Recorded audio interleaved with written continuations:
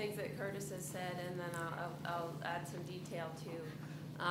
And all the while I'm thinking, you know, really what they just want to know when they're going to get service. And so we get that. We appreciate your patience. I guess I just want to say, so I've worked, can y'all hear me? I've worked in rural broadband in North Carolina at the state level for about 15 years. I've worked with Roanoke Electric for about that long in different types of projects, and I joined ECC under Joe last year. And I really believe that for areas like Roanoke, our rural and our distressed counties, the only, to see real change in terms of broadband is going to take something like Roanoke Electric becoming a provider to offer service. It's not something that if you wait long enough, it's just going to kind of naturally evolve. So I know it takes some time. They're very complicated projects, but to have a leadership here at Roanoke that's willing to take that on is really exciting.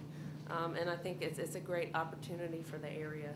So as Curtis was mentioning, so right now we finished almost the middle mile network that's connecting the substations for Roanoke. So that's the fiber backbone that we needed to kind of build off of. And so now this beta trial is very exciting to me because we'll actually have lit service out there connecting some of the homes around this area.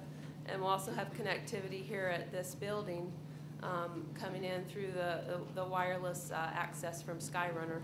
So that'll be, y'all will be able to come here and test out the service fairly soon. So I'm excited about having that up and live. As Curtis mentioned, the purpose of the beta is really to test out different types of equipment. So the idea is, we got this fiber network. We'll be offering wireless connectivity off of these access points along the Roanoke's poles. But we got to get the right antennas to send out these signals. And so there's different types of products on the market. You got to look at speed and capacity and price and your geography out here is flat. You have a lot of high trees. What's going to be the best solution for this area? So that's what we're testing before we kind of build out too far. We want to make sure we have the right design, the right equipment for the area. So that's about 60 days. And then when we get to the full pilot, as Curtis mentioned, that's kind of to get all the operational pieces going and fleshed out. In my mind, that's kind of when, so we've got the full pilot going, and then we're looking at the full deployment. How do we then build out from this fiber backbone into your counties, which is what I know everyone's kind of waiting for. So I think when we get to the full pilot level, that's when we need to re-engage with you all and figure out what types of services are really needed beyond the residential package that'll be decided at that point. So talking more with the schools again, with the economic development, with your different community organizations to find out what's needed, and so you all should be hearing more from us on that soon. We just had to kind of figure out what packages, what we're going to have, how we're going to build out in order to re-engage on that. And as Curtis mentioned, so the full deployment is a combination of wireless running off of this fiber backbone. Skyrunner is a wireless internet service provider based in Asheville. And so as Curtis mentioned, we did an RFI last summer to look for wireless ISP partners, and they came out as the strongest candidate. They've been working in North Carolina since the late 90s. I have known them in other capacities. They're a strong organization because they're very flexible enough to keep growing, but so they're not too rigid that they can't grow. But I think they'll be a good fit for this area. These are all their broadcast points that they have in Western North Carolina. So they have a footprint in about 15 counties around Asheville, and then a little bit farther towards Hickory, Catawba County. So that's where they are now. These are just some testimonials from their website. If you want to Google them, they're under Skyrunner Internet. Their site will come up, and they have a very good reputation across the state for what they do. And they wanted to be here today, but now that this build is starting for the beta, I think they'll be around this area a lot more. So why wireless? This is a snapshot again of the fiber network. As Curtis mentioned, the red line across the top is actual fiber from MCNC, which provides connectivity to our schools, community colleges, universities across the state. The yellow is the new fiber running, so altogether it runs through the 5 counties. And so, you know, when you look at broadband, you have either DSL copper lines from your phone companies. That's obviously a dated technology. You've got your cable companies that provide service off of their cable lines.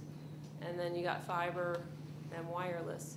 And so where the technology is moving is the combination of fiber and then offering wireless off of that to get to the last mile. So that's how we plan to, you know, using that yellow backbone there and the red and tapping into that fiber to get your internet connectivity and then reaching out into the counties. So to cover the whole area, we are going to need help from you guys as we start planning for the full deployment in terms of, you know, what services beyond residential, what services are needed in the communities, what are you all looking for, how can this be the best benefit to economic development, to the schools, to healthcare, public safety, and then we will be asking, or we'll be inventorying to kind of see what other vertical assets there are in the counties in terms of towers or high buildings, you know, other things, infrastructure that can be leveraged to help get from this backbone that we have here. Let's see, to get from the yellow backbone, get it built out, and the red, get it built out farther into the counties.